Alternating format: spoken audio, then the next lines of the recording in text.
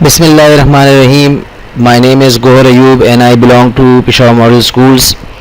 Today we are going to start lecture number 2 of chapter number 5 of class 10th, which is sets and function. पिछले lecture में हम लोगों ने study किया था कि what is the definition of the sets. Then हमने discuss किया कि what are the ways to represent the sets. Then we learned that what are the important और फेमस सेट्स. आज हम लोग स्टार्ट करेंगे कि हमारे पास कौन कौन से ऑपरेशंस हैं जो कि इस साल हम लोगों ने पढ़ने हैं, और ऑपरेशंस पर कौन कौन से हमारे पास लॉज हैं जो कि हमने इस साल स्टडी करने हैं. तो हमारे पास इस साल जो हमने ऑपरेशन स्टडी करने हैं, जिनमें सबसे पहला होगा यूनियन बिटवीन टू सेट्स. फिर उसके बाद इंटरसेक्शन ऑफ टू सेट्स को पढ़ा जाएगा. Then the difference between two sets and then complement of a set, ये पढ़ा जाएगा हमारे पास. और फिर उसके ऊपर जो रूल्स या लॉज हमारे जो डिफ़ाइन हो चुके हैं उनको हम लोग पढ़ेंगे. अगर यूनियन ऑफ अ सेट को देखा जाए तो हम लोग पहले से ही जानते हैं कि यूनियन मीन्स इकट्ठा करना. और हमारे पास जब कभी दो सेट्स दिए हुए हों, हमें अगर यूनियन करने को कहा जाए तो उसका मतलब ये होता है, for example if we have a set A and suppose we have a set B. आप नीचे देख सकते हैं, this is a set A which is A 1 2 3 4 and B is a set which is 4 5 6 7. So union का मकसद या मतलब यहाँ पर ये होगा कि हम इन दोनों सेट्स को कंबाइन करके लिखें. इट मीन्स अगर जब हम इन्हें यूनियन करेंगे तो 1 2 3 4 विल कम फ्रॉम सेट ए. और क्योंकि 4 इन दोनों में रिपीट हो रहा है और सेट की डेफिनेशंस जो हम लोग पढ़ चुके हैं उसमें हमने पढ़ा था कि सेट में हर एक एलिमेंट एक डिस्टिंक्ट एलिमेंट होना चाहिए, अलग अलग होना चाहिए, उसमें रिपीटिशन नहीं होती, अलाउड नहीं होती. इसलिए हम 4 को रिपीट नहीं करेंगे. And then 5 6 7 will be its answer. So हमारे पास union of the set will become 1 2 3 4 5 6 and 7.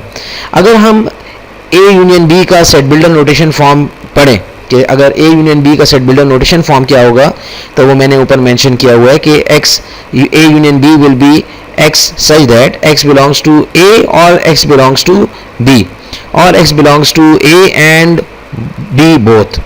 ऐसा भी हो सकता है कि सेट A और B दोनों के एलिमेंट्स इसके अंदर आ जाएं. ऐसा भी हो सकता है कि सिर्फ सेट ए के, जैसे कि यहाँ पर ए के एलिमेंट सारे के सारे आ गए और बी के कुछ एलिमेंट्स आए क्योंकि 4 एलिमेंट रिपीट हो रहा था.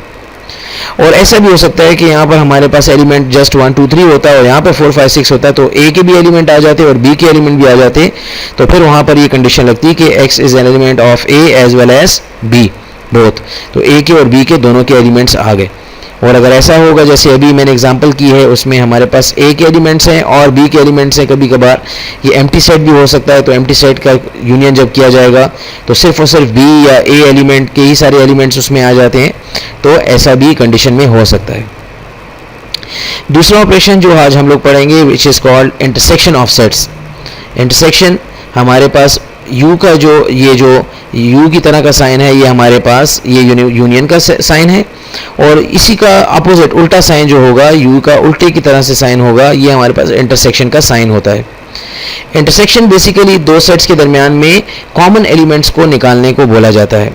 If we have a common element between two sets तो हम ये कहेंगे कि this is intersection of the two sets.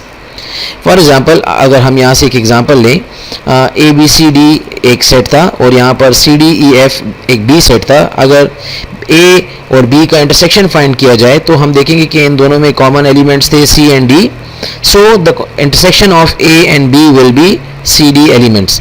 और अगर इसका सेट बिल्डर नोटेशन फॉर्म देखा जाए तो सेट बिल्डर नोटेशन फॉर्म क्या होगा कि x such that x belongs to A and x belongs to B, कि वो सारे के सारे एलिमेंट्स जो ए में भी हों एंड बी में भी हों, वो सारे के सारे एलिमेंट्स क्या होंगे हमारे पास इंटरसेक्शन में लिखे जाएंगे और वो इसका आंसर कंसिडर किया जाएगा. हमें इस साल ना सिर्फ ये कि इंटरसेक्शन या यूनियन फाइंड करने आना चाहिए, जबकि उनके सेट बिल्डर नोटेशन फॉर्म और उनकी अच्छी डिटेल्स भी पता होनी चाहिए, क्योंकि इस लेवल में हमें एक आम नॉर्मल क्लास 6 7 से ज़्यादा डिटेल में पता होना चाहिए. Then we move on to the third operation which is called the difference of sets. Difference of sets में हमारे पास अगर ए डिफरेंस बी फाइंड किया जा सकता है, यानी ए के और बी के डिफरेंस फाइंड किया जा सकता है, बी डिफरेंस ए फाइंड किया जा सकता है. और जैसे आपको ये मालूम होना चाहिए कि union A union B find करें या बी यूनियन ए फाइंड करें, इन दोनों से रिजल्ट सेम ही आएगा. Same is the case A intersection B find करें या बी इंटरसेक्शन ए फाइंड करें, ये भी रिजल्ट सेम देगा. कम्यूटेटिव लॉ दोनों पर होल्ड करेगा.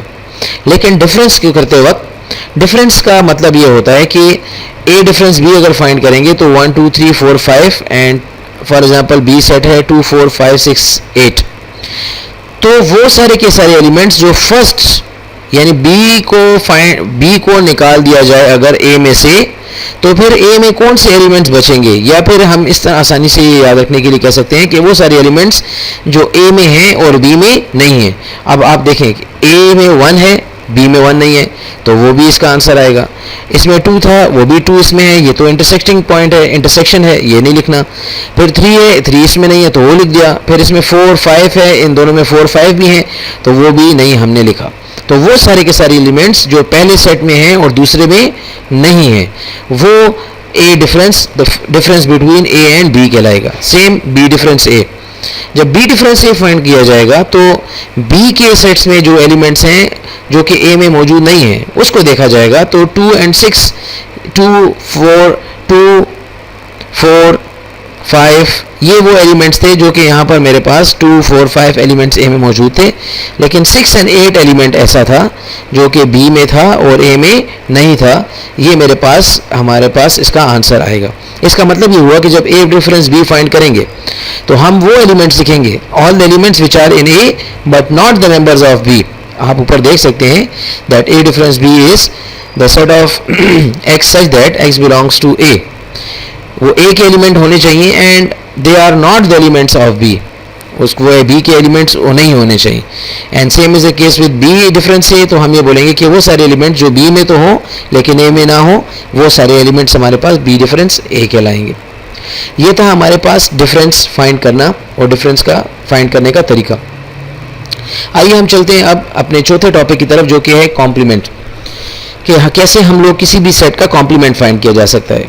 कॉम्प्लीमेंट बेसिकली हमारे पास कॉम्प्लीमेंट पढ़ने से पहले हमें एक और सेट को डिफाइन करना पड़ेगा या पढ़ना पड़ेगा which is called universal set. जब कभी भी हमारे पास गिवन सेट्स दिए हों A B and C for example, तो ये सब के सब सबसेट्स होते हैं किसी भी गिवन सेट जिसे कहा जाता है यूनिवर्सल सेट. और यूनिवर्सल सेट जो होता है वो combination of all the given sets, यानी it is the super set, it is always the super set of the given sets जो अभी आपको क्वेश्चन में दिए होंगे. फॉर एग्जांपल यहाँ पर हमें क्वेश्चन में दिया हुआ था ए सेट 2 4 6 8, तो यूनिवर्सल सेट ऑटोमेटिकली इससे बड़ा होना चाहिए, इससे बड़ा होगा क्योंकि ए के सारे एलिमेंट्स इसमें होंगे. और यूनिवर्सल सेट में, यूनिवर्सल सेट क्योंकि ये एक यूनिवर्स कहलाएगा, इसके लिए एक हमारे पास सुपर सेट कहलाएगा. इसमें एलिमेंट्स ए से ज़्यादा होंगे या फिर शायद इसके इक्वल भी हो सकते हैं, लेकिन हमारे पास यूनिवर्सल सेट हमेशा जो गिवन सेट होता है उन सब के कॉम्बिनेशन से लिया जाता है या उससे बड़ा सेट लिया जाता है. सो अब कॉम्प्लीमेंट, अगर हम किसी भी सेट का कॉम्प्लीमेंट फाइंड करना चाहते हैं, लेट्स से हम ए का कॉम्प्लीमेंट फाइंड करना चाहते हैं, तो the complement of A will be the difference of universal and A. इसको माइनस नहीं बोला जाएगा. जब सेट्स को हम पढ़ रहे हो तो इसको डिफरेंस बोला जाता है. जैसे अभी हमने पीछे डिफरेंस फाइंड किया था A difference B, same is the case when we find the complement. So it means we find the difference between universal and the given set जिसका कॉम्प्लीमेंट फाइंड करना है. अगर बी कॉम्प्लीमेंट फाइंड करना होता तो हम लिखते हैं यूनिवर्सल डिफरेंस बी, कि वो सारे एलिमेंट्स जो यूनिवर्सल में हो ए में ना हो, जो सारे यूनिवर्सल में हो बी में ना हो, उनको ये कॉम्प्लीमेंट ऑफ ए सेट या बी सेट बोला जाएगा. यहाँ पर हमने एक एग्जांपल ली है यूनिवर्सल सेट के साथ कॉम्प्लीमेंट ऑफ ए की. तो यूनिवर्सल माइनस यूनिवर्सल डिफरेंस ए हम फाइंड करेंगे ए कॉम्प्लीमेंट में, और ए कॉम्प्लीमेंट को जब हम सॉल्व करेंगे तो हमारे पास फाइंड करने के लिए यूनिवर्सल सेट को लिखा जाएगा, फिर डिफरेंस यू 2 4 6 8 लिखा जाएगा जो कि ए सेट होगा. और जब इसका डिफरेंस फाइंड करेंगे तो सारे वो एलिमेंट्स जो यूनिवर्सल सेट में तो थे लेकिन ए में नहीं होंगे वो सारे हम नीचे ड्रॉप करेंगे. इट मीन्स 1 3 5 7 9 एंड 10 ये वो एलिमेंट्स हैं जो हमारे पास कॉम्प्लीमेंट ऑफ ए होगा. अगर इसी तरह हमें बी सेट भी दिया होता या और सेट दिए होते तो हम उनका भी कॉम्प्लीमेंट फाइंड कर सकते हैं। नीचे मैंने कुछ ऑपरेशंस किए हुए हैं, जैसे कि A union B, B intersection A intersection B, A difference B, then A complement and as well as B complement मैंने फाइंड किए हुए हैं और नीचे उन्हें सिंप्लीफाई भी किया हुआ है।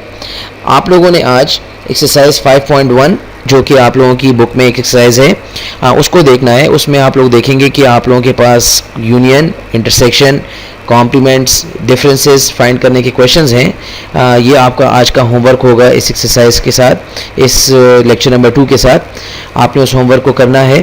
और इसके बावजूद अगर आपको कोई प्रॉब्लम हो तो आप हमसे कमेंट में पूछ सकते हैं या हमसे कांटेक्ट भी कर सकते हैं।